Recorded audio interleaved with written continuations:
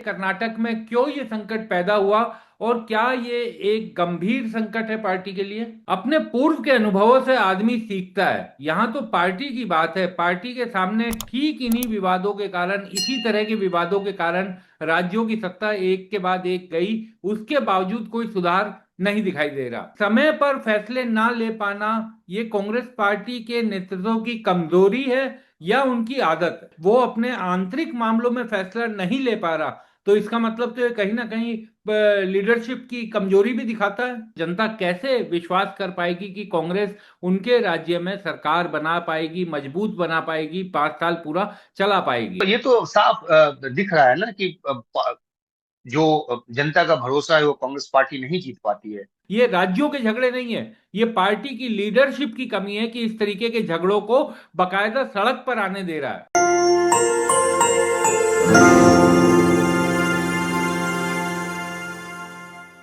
नमस्कार, मैं हूं विक्रांत यादव और आप देख रहे हैं आपका अपना चैनल द स्वतंत्र। आज हम बात करेंगे कर्नाटक के कांग्रेस संकट पर। जी हां, कर्नाटक में कांग्रेस की मजबूत सरकार चल रही है, करीब 2.5 साल से सरकार चल रही है। लेकिन अब सरकार एक बड़े संकट में फंस रही है अपने भीतरी आंतरिक कारणों के कारण।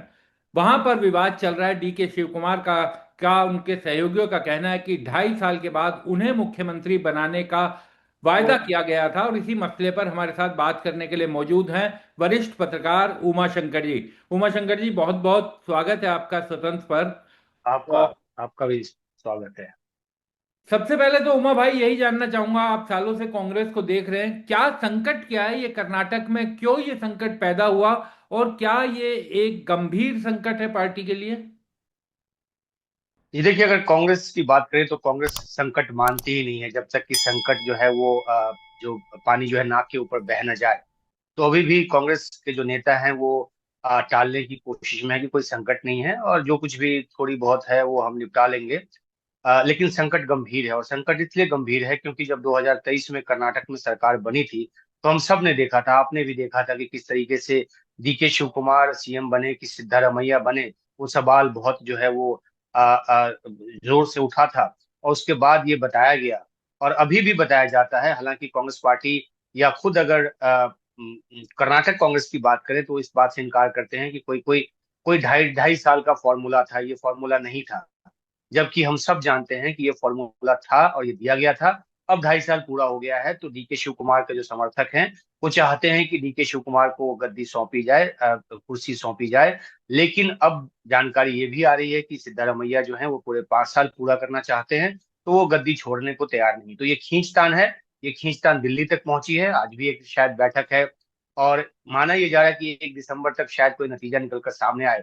लेकिन ये अगर आप बात करें विक्रांत, तो ये पुरानी समस्या है कांग्रेस पार्टी की और हर राज्य में समस्या है। जो हमने राजस्थान में भी देखा, मध्य प्रदेश में देखा, छत्तीसगढ़ में देखा, तो उसी तरह की समस्या कर्नाटक में भी कांग्रेस की नजर आ रही उमा जी, ये जानना चाहूंगा उमा भाई कि कांग्रेस इसके कारण, इसी तरह के दो झगड़ों के कारण अपना राजस्थान खोया कांग्रेस ने।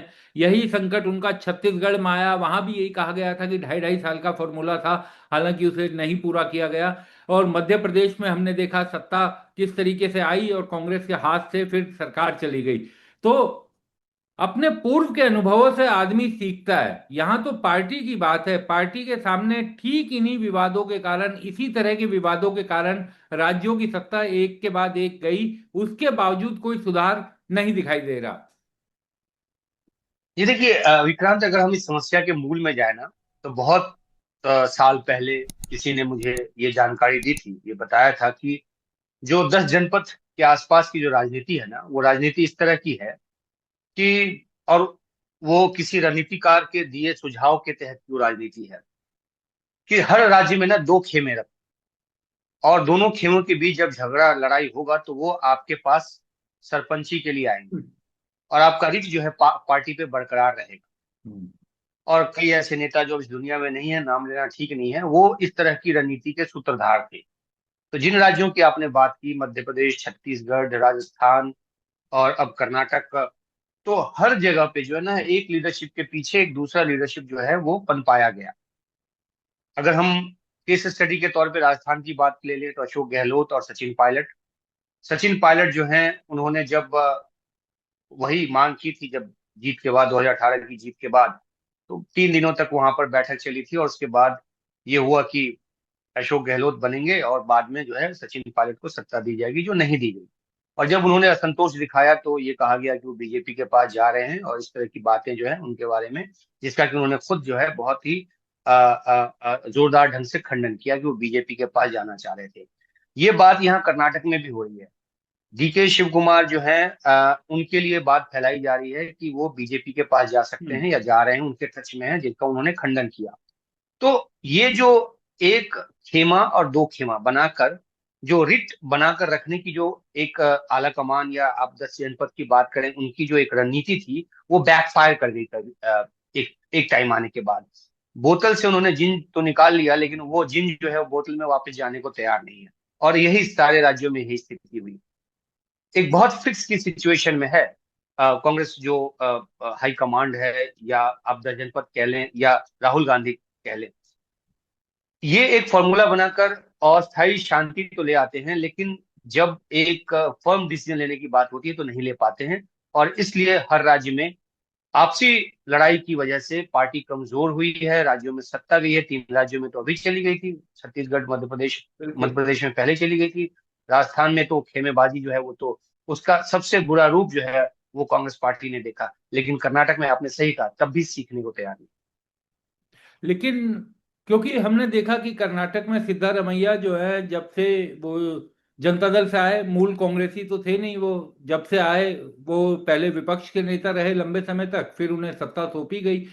अब डीके शिव कुमार को कई मौकों पर हमने देखा कि वो कांग्रेस के लिए संकट मोचक बनकर भी सामने आए। उसके बावजूद इस तरीके की घटना होनी और इस तरीके का विवाद होना, और कर्नाटक एक ऐसा स्टेट है जो मजबूत स्टेट है, बड़े मार्जिन से कांग्रेस पार्टी ने वहां पर सरकार बनाई, वहां पर पार्टी इस तरीके का रिस्क ले रही है, जबकि पूरे देश में हम देख रहे हैं किस तरीके से कांग्रेस कमजोर हो रही है। तो क्या ये समय पर फैसले ना ले पाना, ये कांग्रेस पार्टी के नेतृत्व की कमजोरी है या उनकी आदत है? ये देखिए, कैश 22 सिचुएशन में कांग्रेस नेतृत्व जो है वो पड़ा हुआ रहता है, और वो इसलिए क्योंकि मेरा ये मानना है कि कांग्रेस पार्टी में जो वर्चस्व है वो अभी भी ओल्ड गार्ड्स के पास है। तो न्यू गार्ड के लिए कोई मौका बनता है या मौका निकाला जाना चाहिए, तो ओल्ड गार्ड जो है वो पार्टी को बहुत ही ग्रिप करके बैठे हुए हैं। और यही मामला जो है वो सिद्धारमैया के केस में भी निकलकर सामने आ रहा है। तो फ्यूचरिस्टिक नहीं रही है कांग्रेस पार्टी। हम्म। कैसे अपने नेता को आगे के लिए बनाए, कैसे उनको एक ऐसा पोजीशन दे जिससे पार्टी जो है वो आगे आने वाले कई दशकों तक राजनीति करे। ये सोच पार्टी के भीतर, हालांकि युवा नेता बहुत दिखते हैं, राहुल गांधी खुद युवा है, लेकिन अगर वो डिसीजन ले पाते तो शायद राजस्थान के मामले में ही वो डिसीजन ले लेते। लेकिन ऐसे लोग जो हैं वो कांग्रेस पार्टी को घेर कर बैठे हुए हैं, जो अपने हितों के हिसाब से देखते हैं, पार्टी के हित के हिसाब से नहीं देखते हैं। ये क्लियर कट केस है। कोई अगर ये कहे कि नहीं, ये 2.5 2.5 साल का फॉर्मूला जो है वो बेबुनियाद बात है, ये बेबुनियाद बात नहीं है। और ये जो अगर आप कह लें कि गांधी फैमिली के जो करीबी हैं, वो भी इस बात को मानते हैं। और खुद डीके शिव कुमार ने एक बयान भी दिया है कि 5 6 लोगों के बीच की बात है, इसके बारे में हम ज्यादा कुछ नहीं कहेंगे। तो वो सार्वजनिक तौर पर बेशक नहीं बोल रहे हो, लेकिन वो उसी बात को इन्फोर्स कर रहे हैं कि ये हुआ। तो बड़ी समस्या यही है कि अब कांग्रेस पार्टी जो है वो उस भंवर में फंसी हुई है, जहां पे नया नेतृत्व जो है उसको कमान सौंपने को पुराना नेतृत्व, अब मैं सेंट्रल लीडरशिप की बात नहीं कर रहा, राहुल गांधी के हाथ में कमान आ गया। लेकिन आप देख लीजिए, ज्योतिरादित्य सिंधिया को मध्य प्रदेश से जाना पड़ा, पार्टी छोड़ दी उन्होंने, बीजेपी में चले गए। भूपेश बघेल और टीएस सिंहदेव के बीच की लड़ाई छत्तीसगढ़ में किसको नहीं पता। विधायक को बस में भर भर कर भूपेश बघेल को लाना पड़ा जब उनके नेतृत्व को बदलने की बात हुई तो। और फिर से राजस्थान तो नायाब केस है ही। तो ये समस्या, इस पे पार्टी का जो जो हाई कमांड जो है, उसका नेतृत्व, उसका जो रिच है वो नहीं चलता, उसका जो उसके अधिकार क्षेत्र से कहीं ना कहीं बाहर हो गया है। क्योंकि राहुल गांधी चाहते थे सचिन पायलट को सीएम बनाना, और उन्होंने व्यक्तिगत भरोसा भी उनको दिया हुआ था। आप कोई कहेगा कि पार्टी में व्यक्तिगत भरोसा क्या होता है, आश्वासन क्या होता है, तो फिर तो ऐसे पार्टी चलती नहीं। यही मैं एक बात कहता हूँ कि कांग्रेस पार्टी को बीजेपी से सीखने की जरूरत है, चाहे वो गुजरात के का सीएम हो या कहीं का भी, उनको नेतृत्व देना हो या बदलना हो। बीजेपी ऐसे आराम से काम कर जाती है, किसी तरह की कोई असंतोष की बात निकलती नहीं है। तब लोग कहेंगे कि नहीं नहीं, वो तो तानाशाही है कि अपने ऊपर से थोप दिया, और अमित शाह और नरेंद्र मोदी जो चाहे उनको उन्होंने सीएम बना दिया। अरे भाई, अगर अनुशासन कहीं किसी पार्टी में है तो उसको आत्मसात करना चाहिए, सीखना चाहिए। सिर्फ इसलिए क्योंकि आप ऑपोजिशन पार्टी है और कोई दूसरी पार्टी कोई बेहतर तरीके से अपना काम कर रही है, तो आप उसकी हमेशा तनकीद, एक मुखालफत करते रहें, वो बात तो नहीं। अच्छी बात किसी से भी सीखनी चाहिए। तो ये अनुशासनहीनता की बहुत बड़ी जो एक स्थिति है वो कांग्रेस पार्टी में है। बेशक कांग्रेस पार्टी ये दलील दे कि वो लोकतांत्रिक पार्टी है, सबको चुन के चलती है, सबको साथ लेके चलती है, और उसी चक्कर में गिरती जा रही है। लेकिन उमा भाई, इसके लिए तो कांग्रेस पार्टी अगर अपनी उनकी जो लीडरशिप है वो अपने आंतरिक मामलों में फैसला नहीं ले पा रहा, तो इसका मतलब तो ये कहीं ना कहीं लीडरशिप की कमजोरी भी दिखाता है। बिल्कुल बिल्कुल, आपने सही कहा। देखिए, कहने को नाम जाता है कि गांधी परिवार, 10 जनपथ, राहुल गांधी, ये तमाम फैसले लेते हैं, लेकिन ये तमाम फैसले नहीं ले पाते हैं क्योंकि इनके आसपास के जो रणनीतिकार हैं वो उलझा के रखते हैं। अगर सोनिया गांधी या राहुल गांधी को कोई एक फैसला लेना हो तो क्लैरिटी के साथ लेके ट्रांसलेट करने के लिए नीचे की लीडरशिप को बता दें, वो ग्राउंड पे लागू नहीं होता है। और ये ऐसी समस्या है जिससे कांग्रेस पार्टी निकल भी नहीं सकती, क्योंकि अकेले राहुल गांधी नेतृत्व करें और अकेले सोनिया गांधी जो है वो नेतृत्व दे, तो तभी तो पार्टी तो चल नहीं सकती। पार्टी को नेताओं की जरूरत है। नए लोगों में अनुभव की कमी है, ये बात मानते हैं, लेकिन अगर आप डीके शिव कुमार जैसे नेता को, जिसके बारे में आपने ही बोला कि ट्रबल शूटर रहे हैं कई राज्यों में, जब विधायक को इधर से उधर बचाना और उनको सहेज कर रखना, उस काम में भी उनको लगाया गया। अगर किसी को किसी का ड्यू नहीं देंगे तो वो जो है असंतोष की चिंगारी उसमें भड़केगी। और आपने नाम लिया कि दल दूसरे दल से आए हैं, तब भी 7.5 साल वो सीएम रह चुके। 2.5 साल उन्होंने अब पूरा कर लिया। तो महत्वाकांक्षा जो है ना, व्यक्तिगत महत्वाकांक्षा, वो कांग्रेस पार्टी में इतनी सर चढ़ के बोल रही है कि वो केंद्रीय नेतृत्व का भी सुनने को तैयार नहीं होती है। और सारा जो घालमेल है इसी के आसपास चल रहा है। और कर्नाटक, जो कि आपने कहा कि कितनी बड़ी ताकत और कितने अच्छे नंबर से जीत कर आई है, अब वहां पे विधायकों की गुटबाजी की बात सामने आ रही है। ये माना जा रहा है कि कम से कम 50 जो एमएलए हैं वो डीके शिव कुमार के बिल्कुल सख्त समर्थक हैं, और 20-25 ऐसे हैं जो आला कमान के फैसले के हिसाब से अपना रुख बदलते हैं। तो 70-75 के आसपास, मतलब 50% से थोड़ा ज्यादा जो है वो एमएलए जो है वो डीके शिव कुमार के साथ बताए जाते हैं। लेकिन एक सबसे बड़ी बात यह है कि किसी भी पार्टी में, जो किसी भी राज्य में, जब जो सीएम होता है ना, ज्यादातर विधायक उसके आसपास होते हैं, ज्यादातर मंत्री उसके आसपास होते हैं, क्योंकि उनको लगता है कि नेतृत्व बदला तो जो जो अ, हमारा जो मंत्री पद है वो ना कहीं चला जाए रिशफल में। तो एक अपर हैंड जो है होता है वो सीएम का होता है। लेकिन आला कमान को यह तय करना है कि पार्टी की रणनीति को लेकर आगे चलना है, और ये सिर्फ अगले 5, 7 या 10 साल की राजनीति की बात नहीं है, आगे भी आपको, क्योंकि ये एक नजीर आप पेश करते हैं ना, आपने नए नेतृत्व को दिया, अपेक्षाकृत युवा नेतृत्व को आपने दिया, तो नीचे के युवाओं में एक आता है कि इनका नंबर आया है, हम भी पार्टी के लिए मेहनत करते हैं, हमारा भी नंबर आएगा।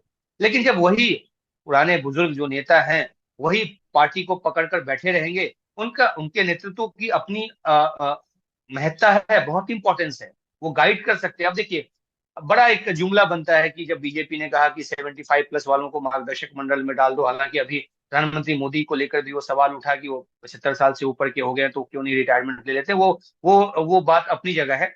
लेकिन एक समय के बाद ये एक व्यवस्था कांग्रेस पार्टी के भीतर भी होनी चाहिए कि जहां से आप अपने अनुभव का फायदा नए लीडरशिप को देंगे, नए नेतृत्व को देंगे, और लंबी दौर की राजनीति जो है वो करेंगे। ये हो नहीं पा रहा, और आला कमान जो है अपने आप को मजबूर पाता है। लेकिन इसमें संदेश तो ये जा रहा है ना कि माफ कीजिएगा, संदेश तो ये जा रहा है कि आप बीजेपी का मुकाबला कर नहीं पा रहे।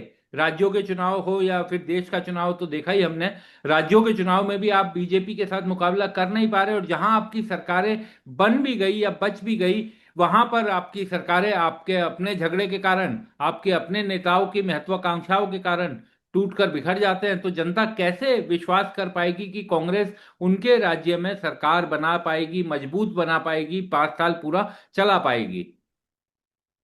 ये तो साफ दिख रहा है ना कि जो जनता का भरोसा है वो कांग्रेस पार्टी नहीं जीत पाती है। अभी देखिए बिहार के नतीजे देखिए, 6 सीट लेकर आई है। तो ये समस्या लंबे समय से चल रही है, और नई राज्य में कोई किसी नए राज्य में जीत हासिल करने की बात तो दूर की है, पहले तो जो राज्य आपके पास है उसको बचा लो। और कर्नाटक दक्षिण में कहते हैं, और कर्नाटक में खासतौर पे किस तरह से राजनीति का उतार चढ़ाव रहा है, कैसे झंझावातों से गुजरकर पार्टी ने इतनी बड़ी हाँ। कामयाबी, और वो इसलिए क्योंकि लोकल मुद्दों पे उन्होंने चुनाव को रखा था। कई ऐसी योजनाएं दी थी जो जन सरोकार वाली लगी, हालांकि उनकी वो लेकर भी आलोचनाएं होती हैं। और पॉलिटिकल जो एरेना में कोई भी पार्टी कोई भी पॉलिसी लेकर, कितनी भी अच्छी पॉलिसी लेकर चले, तो सामने वाली पार्टी और जो आलोचक हैं उसकी आलोचना करेंगे ही।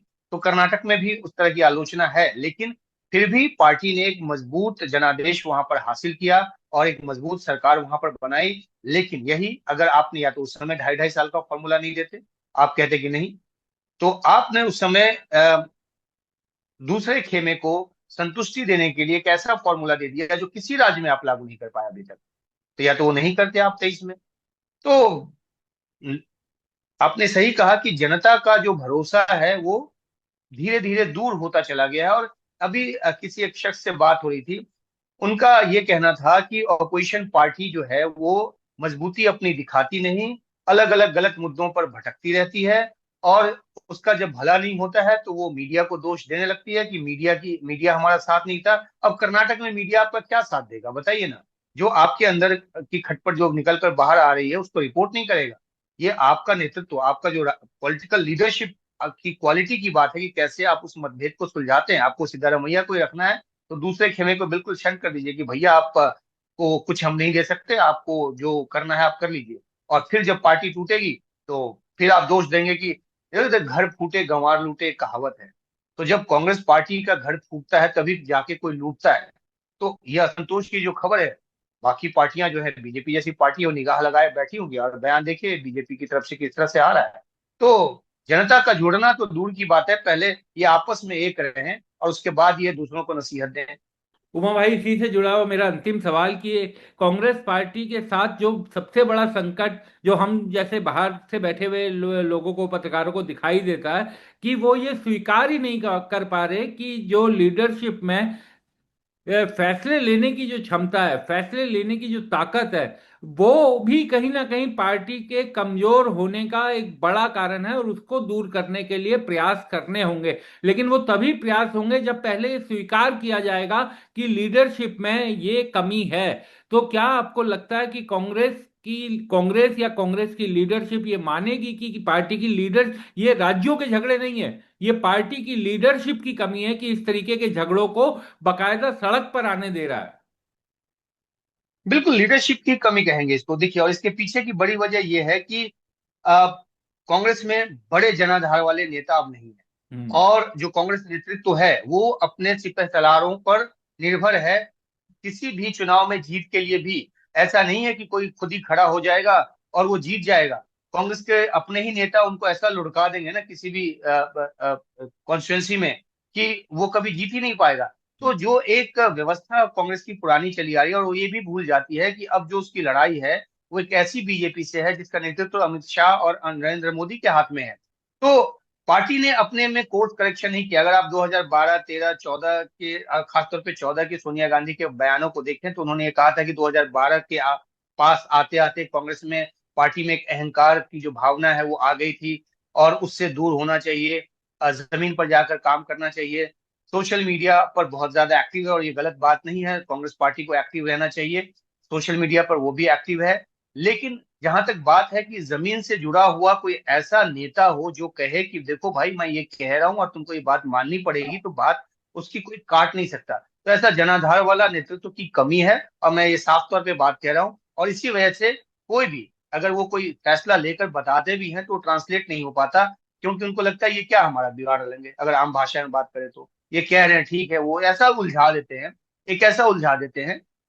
एक शख्स जो अब दुनिया में नहीं, उनके बारे में कहा जाता था कि वही पार्टी में प्रॉब्लम क्रिएटर हैं और उसके बाद वो प्रॉब्लम शूटर बन के आते हैं। तो हम्म। प्रॉब्लम क्रिएट करते हैं, फिर उस प्रॉब्लम को जो है ना वो सॉल्व करके वो एक हीरो की छवि उन्होंने बना ली थी। तो वो बैकफायर जो करता गया ना कि हम, हमारा जो रिट है वो तभी इन लोगों पे कायम रहेगा जब ये इनकी आपस में लड़ाई होती रहेगी और ये हमारे पास फैसले के लिए आते रहेंगे। तो हमारा जो वर्चस्व है कायम रहेगा। और वही जो बात है जो शुरुआत में मैंने कही कि अब वो बात हाथ से निकल गई है। आप फैसला ले भी लेंगे अगर ऊपर, तो जमीन पर लागू नहीं होगा।